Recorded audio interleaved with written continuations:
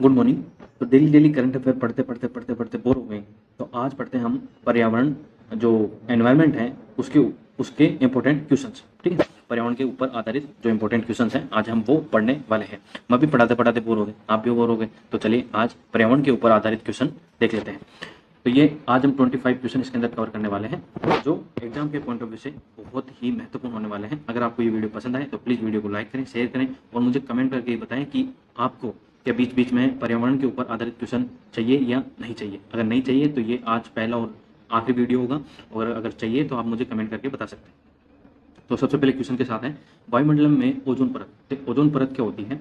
O3, जिसके अंदर oxygen जो पार्टिकल्स होते हैं वो 3 होते हैं। हमारी रक्षा किन किरणों से करती है?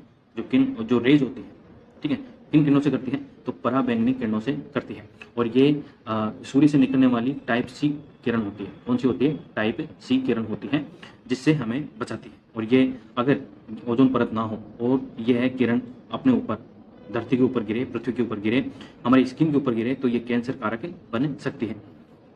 तो ये कौन सी किरणों से बचाती है? हमें पराबैंगनी किरणों से बचाती है। इसके अंदर कई क्वेश्चन ऐसे होंगे जिनका आंसर आपको पहले से पता है, लेकिन बीच बीच में ऐसे क्वेश्चन डालना जरूरी है ताकि आपको जो हार्ड क्वेश्चन है वो भी सरल लगने लग जाए। हम किसी हार्ड काम के साथ अगर सरल काम करते हैं ना तो अच्छा लगता है। तो समझ रहे हो ना आप मैं क्या बोल रहा हूँ? नेक्स्ट है, परोक्सीसिटिक क्या है? तो परोक्सीसिटिक वायु प्रदूषक है, मतलब एनवायरमेंटल पोल्यूटेंट है। क्या है? वायु प्रदूषक। नेक्स्ट है, ग्रीन हाउस प्रभाव।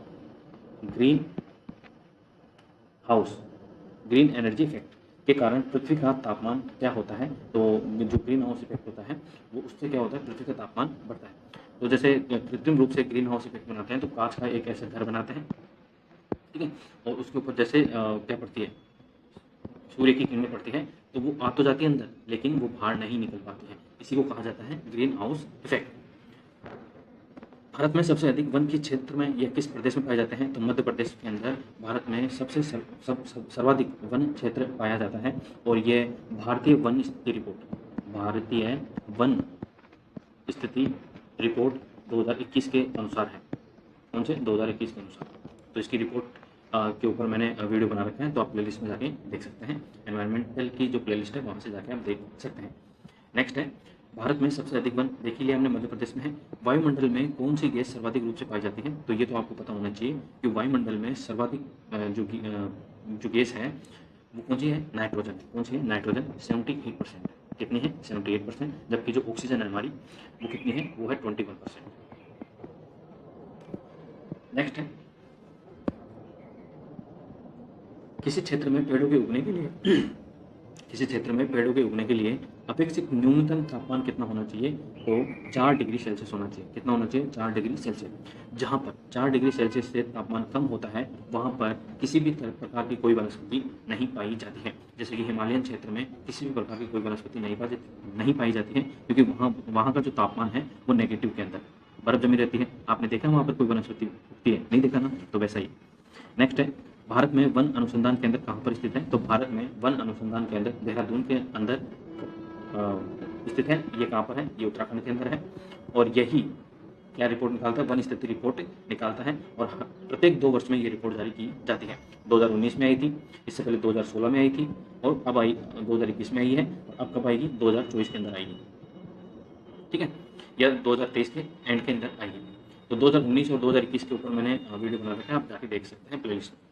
नेक्स्ट है, वन रोपण प्रक्रिया किसकी है? तो वन रोपण प्रक्रिया ज़्यादा पेड़ लगाने की प्रक्रिया होती है। इसके अंदर एक और चल रही है जापानी तकनीक। कौन सी? मियावाकी पद्धति। इसमें क्या होता है? एक लाइन के अंदर पेड़ लगाए जाते हैं खूब सारे, ठीक है। तो ये भी आपको ध्यान रखना है, कई बार एग्जाम में पूछा गया है, IAS के एग्जाम में भी ये पूछा गया है कि मियावाकी तकनीक से आप क्या समझते हैं। नेक्स्ट है, भारत में अधिकतम वन आच्छादन क्षेत्र कौन सा है? तो भारत में अधिकतम वन आच्छादन क्षेत्र आरक्षित वन है, मतलब जो सरकार के द्वारा प्रोटेक्टेड जो फॉरेस्ट है वो ही सबसे अधिक वन आच्छादित क्षेत्र है, आरक्षित वन। नेक्स्ट है, हरा सोना किसे कहा जाता है? तो हरा सोना वन को कहा जाता है। किसको कहा जाता है? जंगलों को हरा सोना कहा जाता है। क्यों कहा जाता है? क्योंकि जंगल क्या होता है? ऑक्सीजन का निर्माण करते हैं और कार्बन डाइऑक्साइड को सोख लेते हैं। भारत में अधिकांश वन संपदा का मालिक कौन है? तो भारत में अधिकांश वन संपदा का मालिक राज्य है, क्योंकि जो वन है वो राज्य सूची के अंदर आता है। कौन सी सूची के अंदर? राज्य सूची के अंदर। कितनी सूची होती है? 3 सूची होती है। एक राज्य सूची होती है, संघ सूची होती है और समवर्ती सूची होती है। समवर्ती सूची के अंदर जितने भी विषय आते हैं उनके अंदर राज्य और केंद्र दोनों कानून बना सकते हैं, लेकिन अगर उनके अंदर कोई डिस्प्यूट होता है राज्य और केंद्र के बीच के अंदर, तो उसके अंदर केंद्र का कानून मान्य माना जाएगा। ठीक है। और राज्य सूची के अंदर आता है वन, इसीलिए अधिकांश वन संपदा के मालिक कौन होते हैं? राज्य होते हैं। और संघ सूची के ऊपर भी मैंने वीडियो बना रखा है, तो आप प्लेलिस्ट में जाके आप वो वीडियो देख सकते हैं। मैं ऐड कर दूंगा लिंक किसके अंदर? डिस्क्रिप्शन में, तो आप वहाँ से जाके देख सकते हैं। वन महोत्सव किससे संबंधित है? तो पेड़ लगाने से वन महोत्सव संबंधित है। जैसे कि अपन बर्थडे मनाते हैं, तो बर्थडे महोत्सव किससे संबंधित है? तो जिसका बर्थडे है उससे संबंधित है। वैसे ही वन महोत्सव पेड़ लगाने से संबंधित है। सोपान कृषि कहाँ की जाती है? तो सोपान कृषि कहाँ की जाती है? पहाड़ों के ढलान के ऊपर। अब सोपान कृषि का मतलब क्या होता है?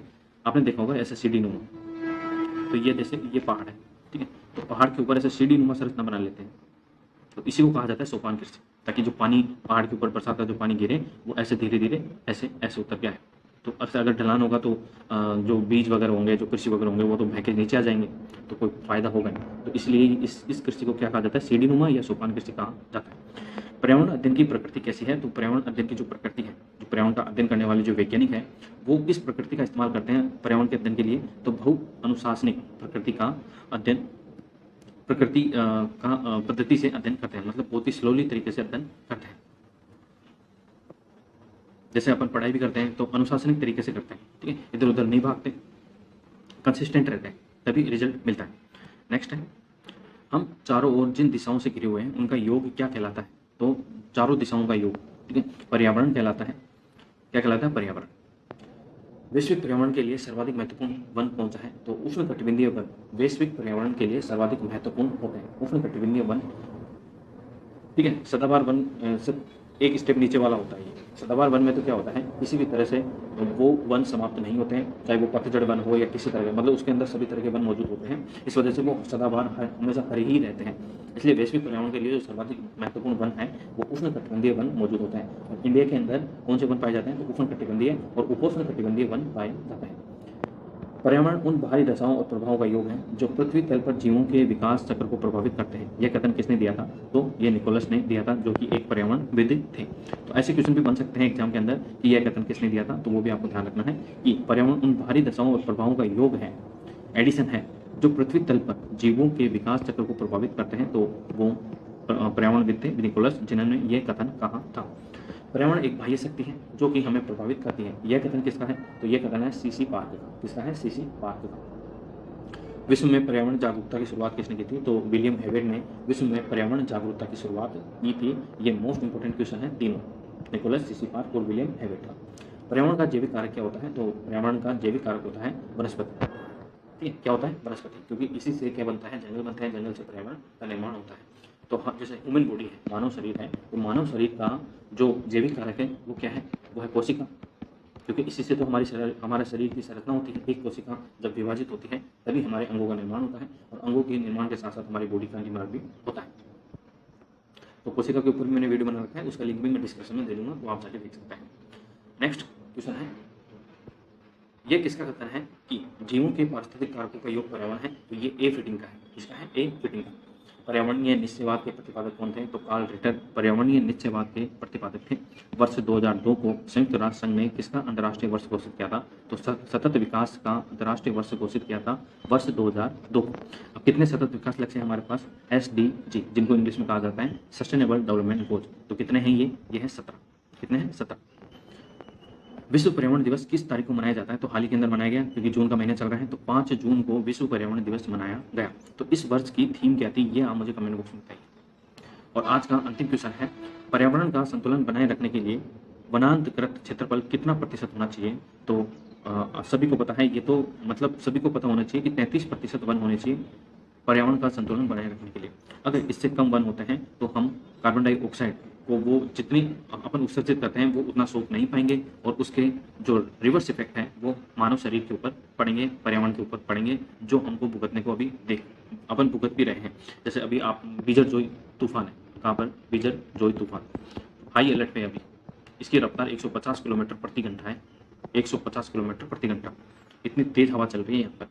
मतलब यह है पर्यावरण पोल्यूशन का ही ये एक एडवर्स इफेक्ट है। ठीक है। आई होप आपको ये 25 क्वेश्चन पसंद आए होंगे। अगर पसंद आए तो प्लीज़ वीडियो को लाइक करें, शेयर करें और चैनल को सब्सक्राइब भी जरूर करें। Thank you so much.